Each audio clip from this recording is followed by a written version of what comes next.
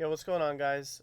Today I'm going to show you what is happening with Marvel Rivals when it comes to things like the frame rate impacting the performance or the damage, the animations, things like that. That basically the input actions of characters like Wolverine or Doctor Strange moving whatever distance and things like that, based on whether you have a higher frame rate and Wolverine is doing a lot of damage, or you have a lower frame rate and Wolverine's basically just trash tier. You know what I mean? Like he literally does nothing when it comes to damage. So this is very similar. I'm just gonna say right out the box, like this is very similar to like Resident Evil 2 remake. For if anyone's ever watched the speed run, many players ran like the knife only, or they would utilize the knife mostly because it registers a lot of hitboxes on every single swipe.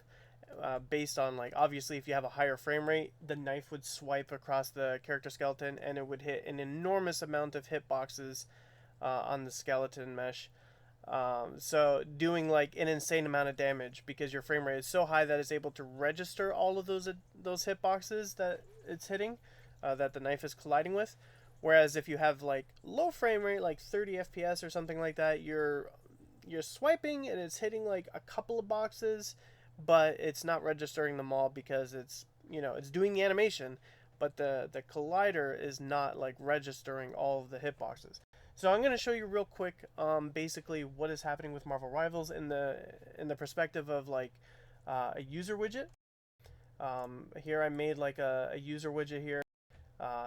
Basically, I press the button, it'll fill the meter, and we'll use this as like the go-to for what is happening with character animations. Like Wolverine, when you're holding down his attack button, this would be a similar instance where he's holding down the button and he's like attacking rapidly, like, you know what I'm saying? He's like slicing you up and inputting a lot of damage.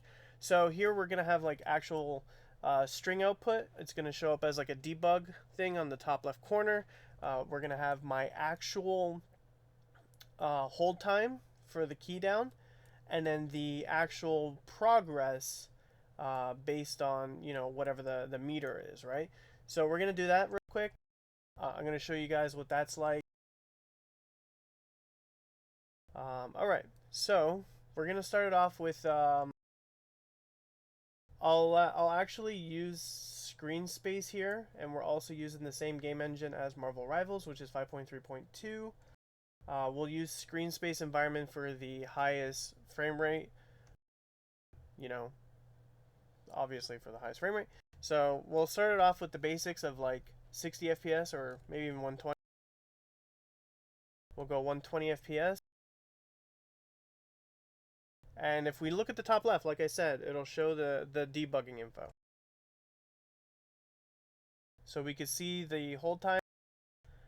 We saw the whole time. It took about 3.65 seconds, like that, 3.5 seconds to get to 100% progress with 120 frame rate with an 8.33 millisecond client latency.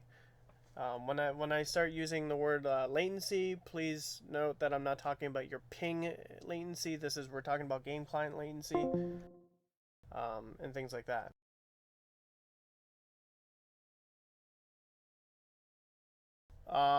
Okay.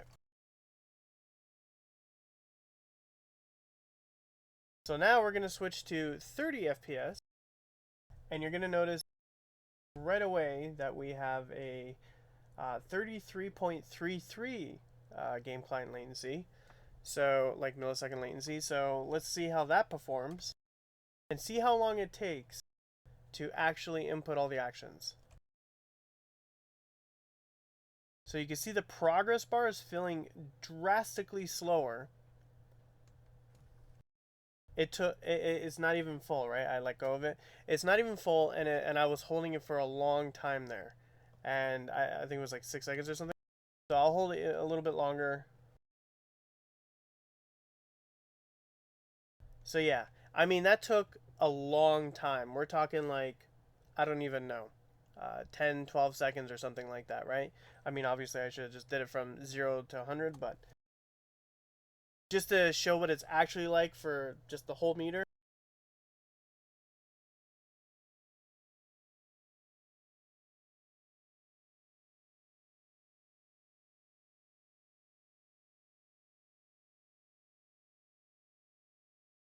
So it was approximately 13 seconds. 13 seconds to fill that meter, which means that's how long it's taking for the game to like initiate your input action and register like the data transfer to like client and code and stuff like that, like what's happening there. You know what I mean? So it's like this is what's happening with Wolverine, for example. Like you're holding down the button, but he's not able to produce the input actions fast enough for the client to actually register.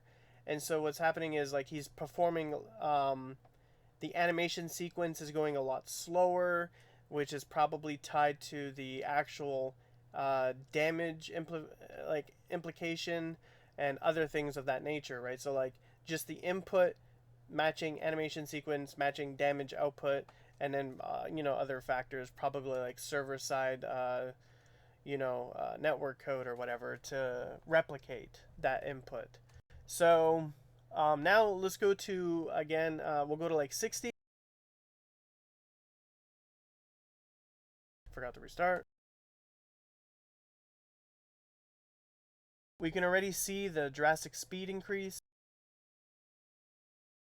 So that was like 6 seconds or something to hit that, and the millisecond, the game client latency is at 16.67 milliseconds.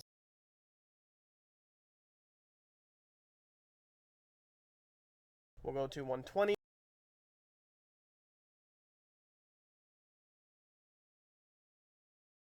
It registered it all within like 3 seconds to 100%. And then we'll go like above and beyond, right? I'm just going to put the max to 999s just so we're capping out on the frame rate here in the screen space environment.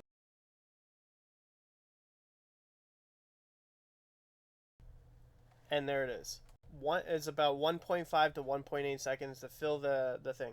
So obviously having a higher frame rate in this scenario is outputting crazy results. Also, you got to keep in mind too, like there's a chance that obviously with the server, maybe the servers are like 120 tick rate, so they're probably capping out at like 120.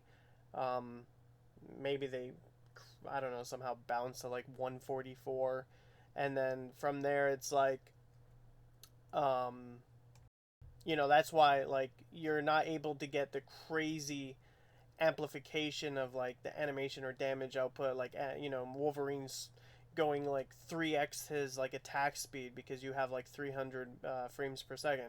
Like obviously there's like I would assume there's tick rate boundaries here that's going on with the network code and the replication of that network code input. So I would assume that is capping out at 120, and that's why like in all instances online people are talking about like it's like going above 120 doesn't really matter too much because there's like insignificant change. Like people are saying like, oh, it's like a 0.03 millisecond difference or some shit like that. So I mean, I think that's just like if it's like 0.3 milliseconds, that could literally just be the server maybe hitting like a 130 tick rate or 144 somehow, even though it's probably configured for 120, or it's just like incorrect timing on the whatever, whoever tested it. It could happen. It does happen. It's not a big deal. Either way, if the servers were unlimited tick rate, this would be the literal result that we just saw. Like Wolverine would literally annihilate a character in actually like 1.5 seconds. Like that's just the reality. But assuming the damage was like whatever. So yeah, there it is. The devs know how to fix it. It is what it is. I mean, they should know how to fix it. I would hope to God they know how to fix it. And for the people that are playing on console, they are actually at a huge disadvantage. Especially now that this is like public because there is crossplay, at least in quick match or whatever, or quick play. So there's console, like if you're PC gaming and you're able to quote unquote abuse this, you should not be getting out damaged by like I don't know, a console player. No offense. Like that's all I gotta say on it. Like a Wolverine should not be getting outplayed by a console Wolverine if you're on PC. So yeah, that's it. I'm gonna leave it at that. This is a huge issue. The game needs to fix it, and I'm gonna leave it at that. One game dev to another. I'll see you guys later.